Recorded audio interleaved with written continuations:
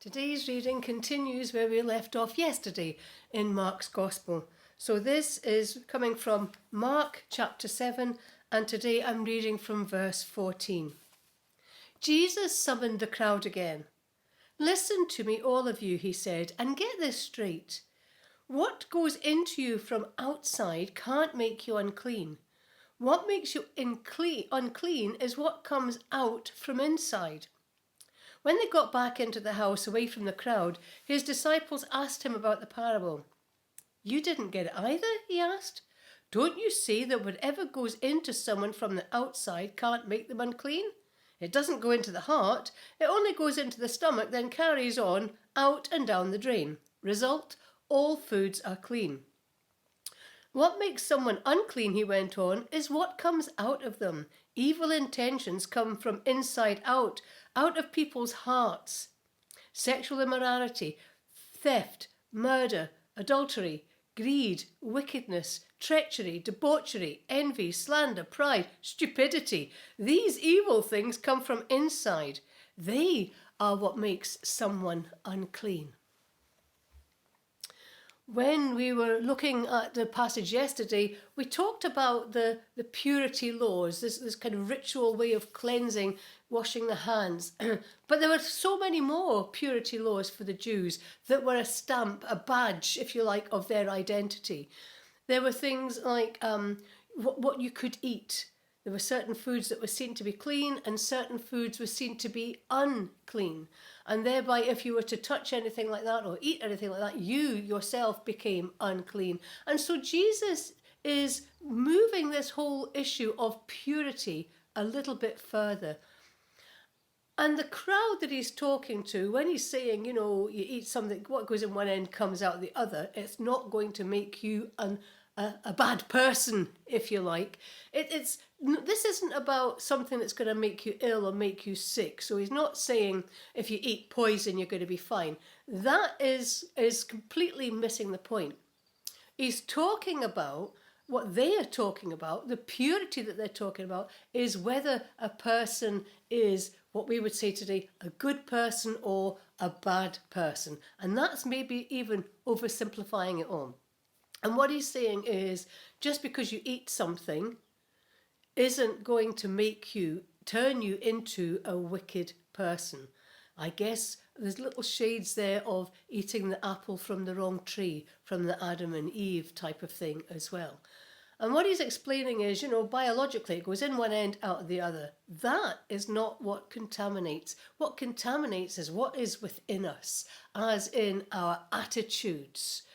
And he has a whole list here of things, our attitudes.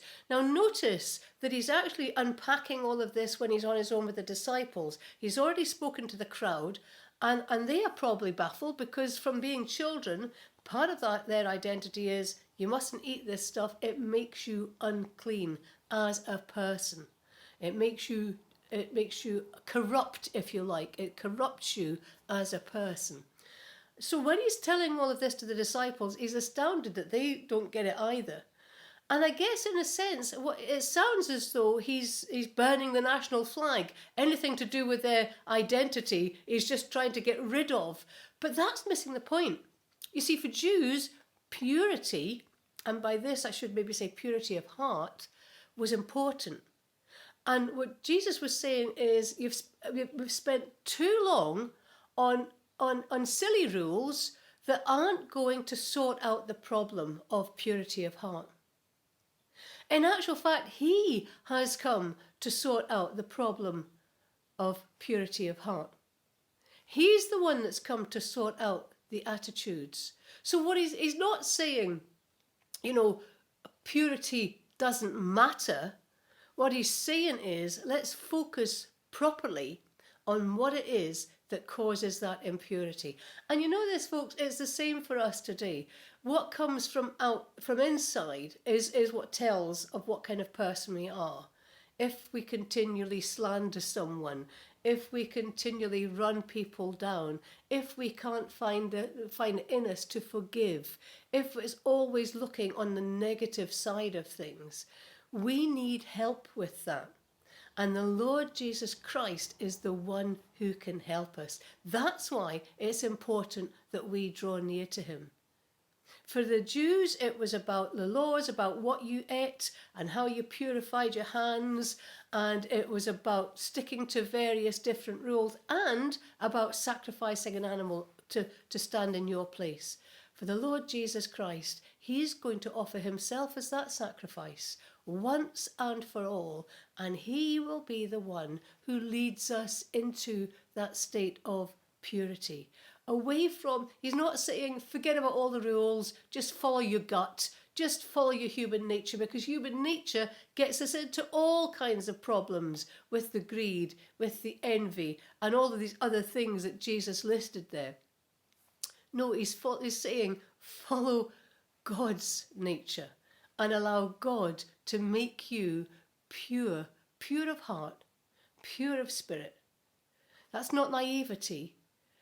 That's a way of drawing close to God and a way of living a life that brings encouragement into this world, that supports good and honest and true values and builds up those round about.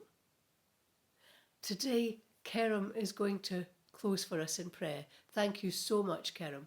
Today, give us courage, Lord, to follow you this Lent and always on the path that leads to full purity of heart.